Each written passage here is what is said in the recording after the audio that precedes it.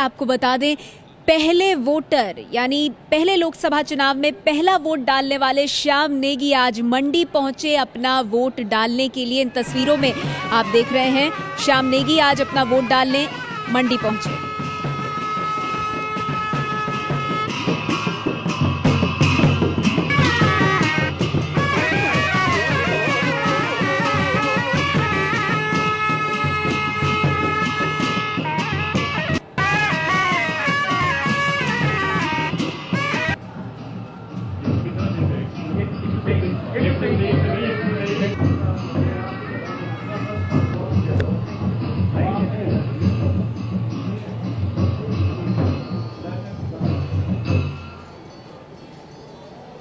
इन तस्वीरों में आप देख रहे हैं श्याम नेगी को मंडी के कल्पा में उन्होंने अपना वोट डाला है। 97 साल के नेगी 1951 से वोट डालते आ रहे हैं और ये प्रेरणा का स्रोत है।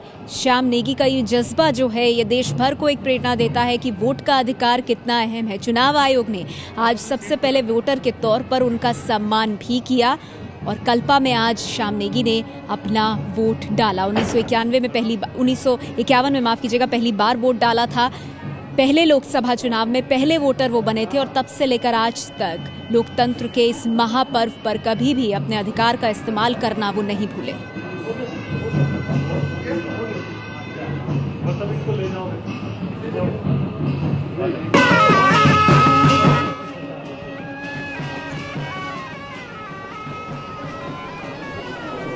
तो इससे बढ़कर और मानता क्या हो सकता है।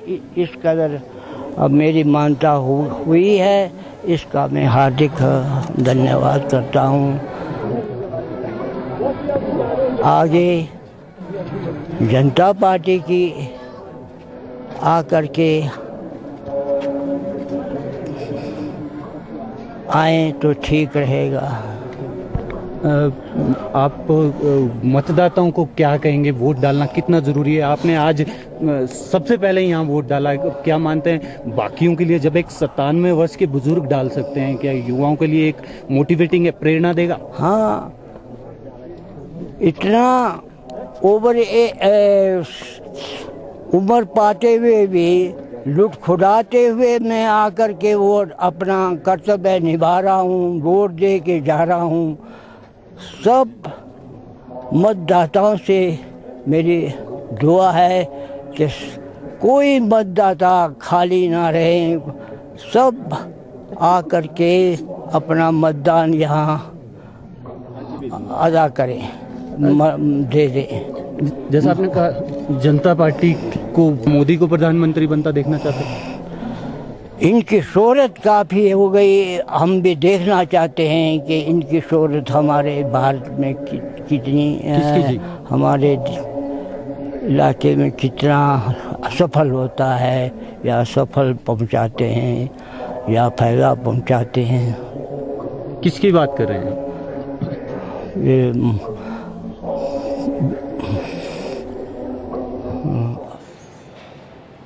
श्याम नेगी का आज चुनाव आयोग ने भी सम्मान किया। आपको बता दें 97 साल के नेगी 97 साल के नेगी 1951 से अपना वोट डालते आ रहे हैं।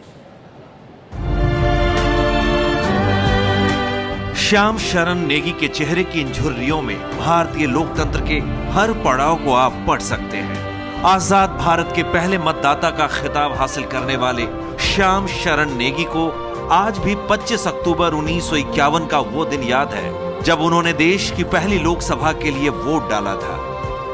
मैं मुरंग स्कूल में टीचर था जी।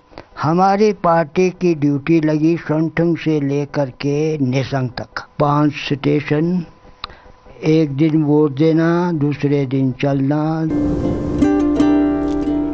हिमाचल के किन्नौर जिले के रहने वाले श्याम शरण नेगी ने भारी बर्फ के बीच अपने गांव के स्कूल में बनाए गए एक मतदान केंद्र में पहली बार अपना वोट डाला था।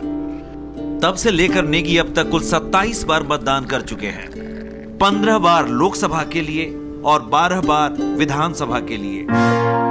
जब पहली बार वोट देकर आए थे आप अपने घर, हाँ। आप जवान होंगे तब, हाँ। तो आपने आकर अपने माता पिताजी को बताया था कि कैसे वोट दिया मैंने? खुशी खुशी के साथ अपने परिवार को बताना पड़ता था ये कि मैंने तो फलाने को दिया है। देश में पहली लोकसभा के लिए सन 1952 की जनवरी फरवरी में चुनाव कराए जाने का फैसला लिया गया था। जनवरी फरवरी में क्योंकि किन्नौर में भारी बर्फबारी होने का खतरा बना रहता है, इसलिए यह तय किया गया कि यहाँ चुनाव सर्दियां शुरू होने से पहले ही करा लिए जाए। इसके लिए 25 अक्टूबर की तारीख तय की गई। हालांकि उस साल अक्टूबर में भी किन्नौर में बर्फबारी हुई, लेकिन इसके बाद भी मतदान कराने के सारे इंतजाम करा लिए गए। किन्नौर जिले का पहला मतदान केंद्र लगभग 10,000 फुट की ऊंचाई वाले चीनी गांव में स्थापित किया गया। मतदान शुरू हुआ तो श्याम शरण नेगी कतार में सबसे पहले लगे थे। उन्होंने यहां अपना पहला वोट डाला और उसी के साथ उनका नाम इतिहास में लोकतांत्रिक भारत के पहले मतदाता के रूप में दर्ज हो गया। श्याम शरण नेगी साहब एक मिसाल हैं, एक सबक हैं कि सबसे पहले अपना वोट डालिए। एक भी चुनाव उन्होंने खाली नहीं जाने दिया, अपने वोट को वो सबसे पहले इस्तेमाल करते हैं। पेशे से स्कूल अध्यापक रहे श्याम शरण नेगी 1975 में रिटायर होने तक स्कूल में बच्चों को भी वोट की ताकत के बारे में हमेशा समझाते रहे और आज भी वो यही समझाते हैं। लोकतंत्र का गौरव नेगी साहब, प्रेरणा स्रोत कितने बड़े हैं ये आजकल के वक्त में अगर देखा जाए? देखिए, भारत में जो सार्वत्रिक मताधिकार है जो कि भारतीय संविधान ने लागू किया, नेगी साहब उसके प्रतीक हैं। और ये सार्वत्रिक मताधिकार बहुत अनूठे किस्म का है। ये बताता है कि जिस तरह यूरोप में डेमोक्रेसी आई है, भारत में लोकतंत्र अलग तरीके से आया है। यूरोप में तो वो किश्तों में आया, सबको शुरू में वोट डालने का अधिकार नहीं मिला, स्त्रियों को तो वोट डालने का अधिकार बहुत बाद में मिला। लेकिन भारत में हमारे संविधान निर्माताओं और निर्मात्रियों ने एक साथ सबको वोट डालने का अधिकार दे दिया। हालांकि सारी दुनिया के जो लिबरल थ्योरेटिशियन थे वो इस बात पे आपत्ति करते रहे कि बिना पढ़े लिखे लोग, अशक्त लोग, जातियों में बटे हुए लोग, धर्मों में बटे हुए लोग, भाषाओं के आधार पर बटे हुए लोग आखिरकार कैसे एक नागरिक और एक मतदाता होने का अधिकार निभा पाएंगे। लेकिन ऐसा हुआ है और भारत इसीलिए दुनिया का सबसे बड़ा और काफ़ी सशक्त लोकतंत्र है क्योंकि उसमें नेगी साहब जैसे लोग हैं।